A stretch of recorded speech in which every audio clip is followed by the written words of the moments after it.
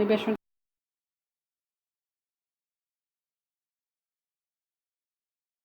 আসসালামু আলাইকুম।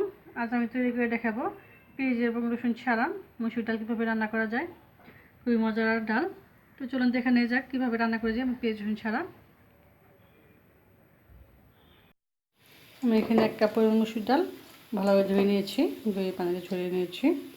আসলে ডালটা আমরা অনেকভাবে রান্না করি, কমন সবাই যেভাবে রান্না করে ডাল ধুয়ে পানি দিয়ে পেঁয়াজ কাঁচামরিচ দিয়ে সিদ্ধ হলে পরে হলুদ জিরা দিয়ে পরে আবার বাগার দেয়, কিন্তু আমি ভিন্নভাবে দেখাবো পেঁয়াজ রসুন ছাড়া যে ডাল রান্না করা যায় খুব মজা করে, সেটাই দেখাবো। এখানে যে 3টে কাঁচামরিচ ফালি করে নিয়েছি। পেঁয়াজও দেবো না, রসুনও দেবো না।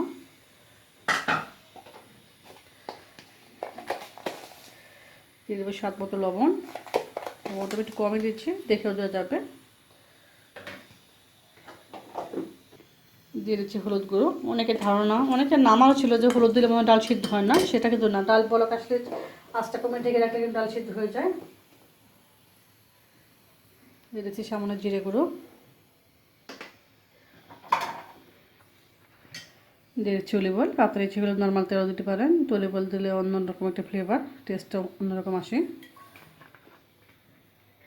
পেঁয়াজ এবং রসুন কোনোটাই আমি দেবো না, এবং আমি সব কিছু এখানে যে দিয়ে দিলাম এটা কিন্তু পরে বাগার দেওয়ার প্রয়োজন নেই। এখন দিয়ে দেবো পরিমাণ মতো পানি।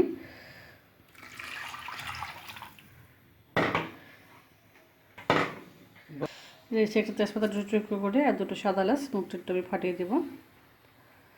আসলে আমরা যদি ইচ্ছে করি যে গৃহিণীরা পেঁয়াজ ছাড়াই খাবো, পেঁয়াজ ব্যবহার করবো না, অলরেডি কিছু ছেলেটা গৃহিণীরা পেঁয়াজ ছাড়াই ধর্মঘট শুরু করে দিয়েছে যে পেঁয়াজ ছাড়াই রান্না করবে, পেঁয়াজ খাওয়ার প্রয়োজন নেই।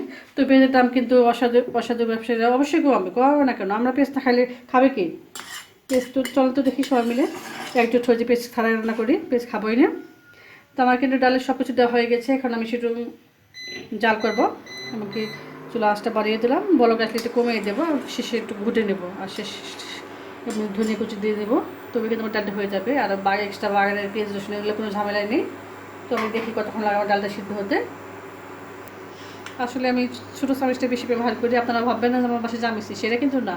এটা একটু নাড়তে ঘুরতে একটু তুলে খেতে আমার খুব মজা লাগে। আমি একটু খাবার দেখলে কি লোভী সামলাতে পারি না, আমার ছেলে বলে। তো সেই জন্য আর কি, মজার জন্য। তো আপনাদের ভালো লাগে কিনা যায় না, তো আমার ভালো লাগে। তো আমি দেখি ডালটা কতক্ষণ সিদ্ধ হতে লাগে।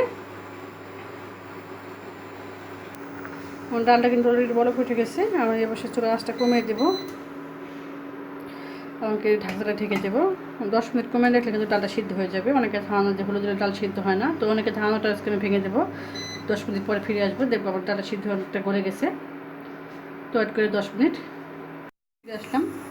বলছিলাম 10 মিনিট, আমার 15 মিনিট সময় লেগেছে ডালটা সিদ্ধ হতে। সিদ্ধ হয়ে একবার গলে গেছে, এটার ঘুটে নেওয়ার দরকার নেই। দেখেন আমি একটু ঘন ডালি পছন্দ করি, মুসুর ডাল আমার ঘন খেতে ভালো লাগে। আমার ডালটা কমপ্লিট, মোটামুটি এখন শেষ যেতে দেবো সেটা হচ্ছে একটু ধনিয়া কুচি দিয়ে দেবো উপর থেকে, আর 1/2 চা চামচ পরিমাণ ঘি, আমার গোপন রহস্য ডালের।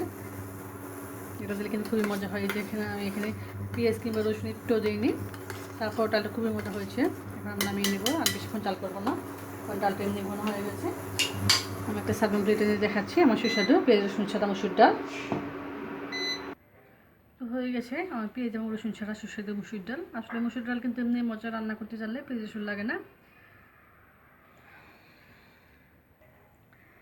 তো আমার ডাল রান্নার রেসিপি যদি ভালো লেগে থাকে অবশ্যই আমার চ্যানেলকে সাপোর্ট দেবেন। আর এই ভিডিওটা দেখতে মজাদার ডাল রান্না করতে হলে কিন্তু আমার ভিডিও ফার্স্ট টু লাস্ট দেখতে হবে, তাহলে পারবেন। পেঁয়াজ রসুন ছাড়া খুবই মজাদার ডাল রান্না, পেঁয়াজ দরকার নেই। 250-300 টাকা কেজি পেঁয়াজ খাওয়ার চেয়ে না খাওয়াই ভালো।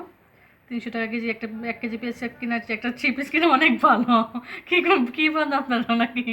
আমাদের মতো গৃহিণী যারা, তারা কিন্তু এরকম চিন্তা করে। তো আমি আজকে অনেকগুলো আইটেম করেছি পেঁয়াজ রসুন ছাড়াই। তো চলুন দেখে নেওয়া যায়। তো খুব সহজে হয়ে গেল আমার পেঁয়াজ এবং রসুন ছাড়া মসুর ডাল, খুবই মজাদার মসুর ডাল। আসলে রান্না করতে চাইলে পেঁয়াজ রসুন লাগে না, এমনি রান্না করা খুবই মজা করে রান্না করে নেওয়া যায়। তো আমার এই ভিডিও যদি ভালো লেগে থাকে অবশ্যই আমার চ্যানেলকে সাপোর্ট দেবেন, লাইক এবং শেয়ার করতে ভুলবেন না। তো আজ এ পর্যন্তই, সবাই ভালো থাকবেন, আল্লাহ হাফিজ।